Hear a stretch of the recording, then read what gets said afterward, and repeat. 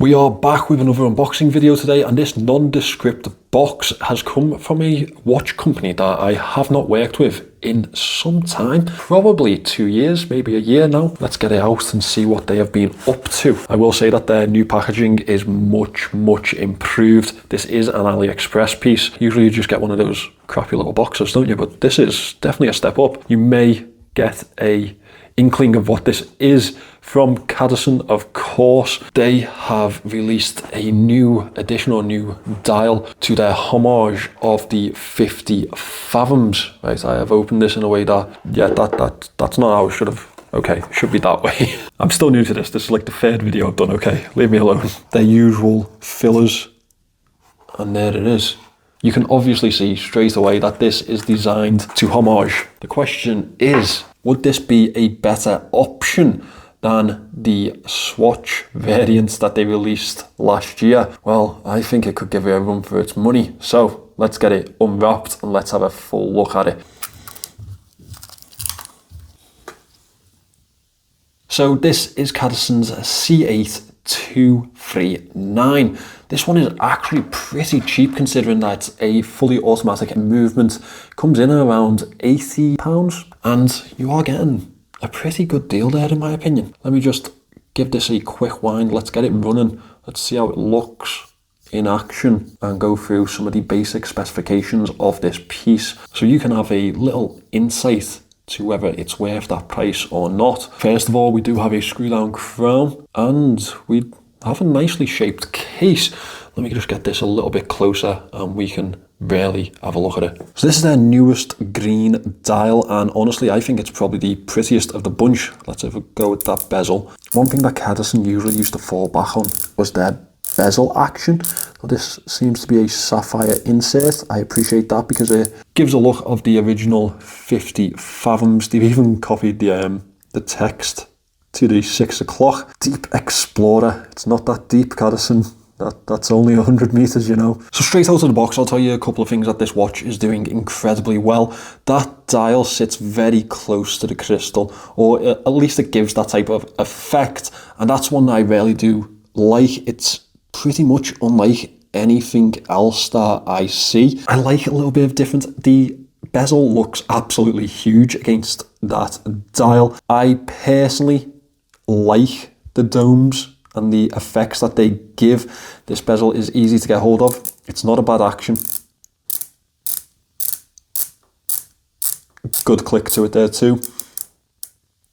I'm not the biggest fan of the aged loom effect. I think that the colour's slightly different through the handset and the actual dial. Now, I personally think that they've gone more towards a look of the 50 fathoms that Swatch collaborated on. You know, those plastic things with the unserviceable movement. Well, yeah, that's what I think that they've gone with here. And following that, it does have a strange, almost cheaper yet fun look to it in my opinion. Now, it is packing an automatic movement.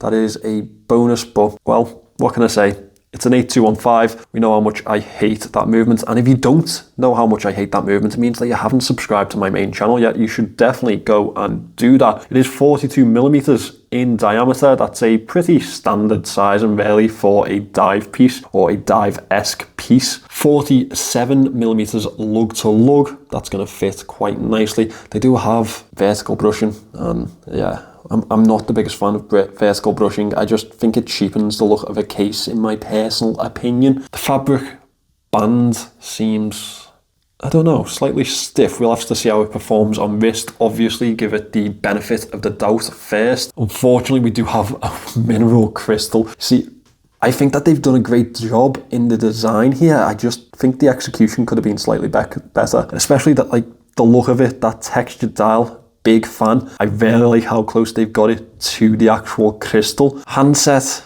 a little bit of a letdown really, isn't it? I just think it cheapens the look. The obscure placement of that date window, yeah, again, a symptom of the movement, unfortunately, the 8215. As well as that, it's not actually a dive watch really, in my opinion. It's 100 meters water resistant. I always say that that's, you know, dive adjacent really. In this modern world, I'd advocate that 200 meters is the entry level for a dive piece. The real question is, how does it look on wrist? How does it feel on wrist? That display case back could have been so much better with an NH35 or pretty much anything else, in my opinion. It's not expensive at all. It is linked in the description if you're interested. I will be doing a full review on my main channel if you are a little bit skeptical of it. But let's get it on wrist now and let's see how it looks. I actually think this one looks rather pretty on wrist. That 42mm diameter is definitely working for me. I think the shorter 47mm lug to lug definitely helps, as well as the curves to the case. You know, that dome-like feature makes it feel much shorter or much smaller on wrist. I will say that the band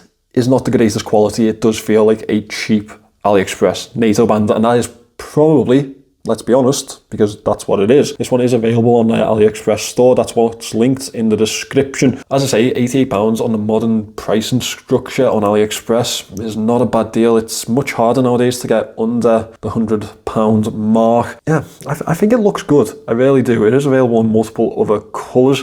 I do have my moans, as I've expressed already, and if you want to hear me get deeper into them, well, you'll have to subscribe to the main channel and check out my review on this when it comes along in a couple of weeks. If not, linked in the description if you're interested. Let me know what you think of it.